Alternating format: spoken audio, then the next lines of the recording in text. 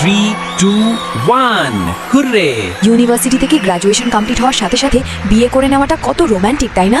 হ্যাঁ সত্যি, বেশিরভাগ ছেলেরা তো গ্র্যাজুয়েশনের পরপরই ব্রেকআপ করে নেয়। হ্যাঁ ইয়ার, তুই ঠিকই বলেছিস। আমার বয়ফ্রেন্ডও গ্র্যাজুয়েশনের ঠিক পরে ব্রেকআপ করে নিয়েছিল।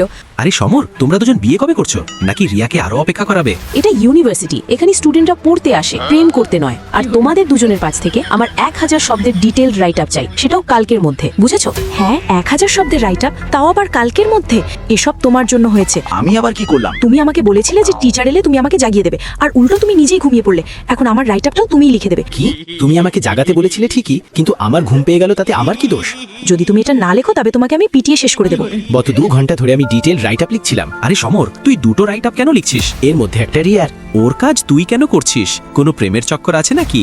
হ্যাঁ, এমনটাই কিছু ধরে নাও। ভাই একটু সাবধানে থাকিস, কারণ বেশিরভাগ ক্ষেত্রে গ্র্যাজুয়েশনের পরই ব্রেকআপ হয়ে যায়। প্রেমে এতটাও পাগল হোস না যে পরে কাঁদার জায়গাও পাবি না। আরে টিনা, কি হয়েছে তোমার?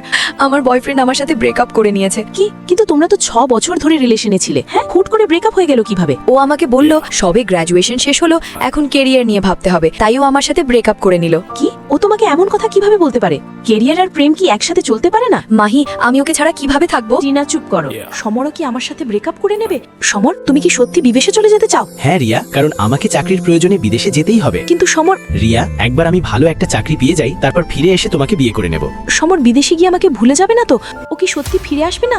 বিদেশ গিয়ে আমাকে ভুলে যাবে? হ্যাঁ রিয়া, আই লাভ ইউ। আমি তোমাকে জানাতে চাই যে গ্র্যাজুয়েশন মানেই ব্রেকআপ নয়। আর জানো, আমি এখন আর বিদেশে যাচ্ছি না, কারণ সমর, তুমি আমার একমাত্র ছেলে। আমি এখন রিটায়ার করেছি, তাই এখন থেকে তুমি আমার ব্যবসা সামলাবে। আর আমি খুব তাড়াতাড়ি আমার পুত্রবধূ রিয়াকে এই বাড়িতে দেখতে চাই।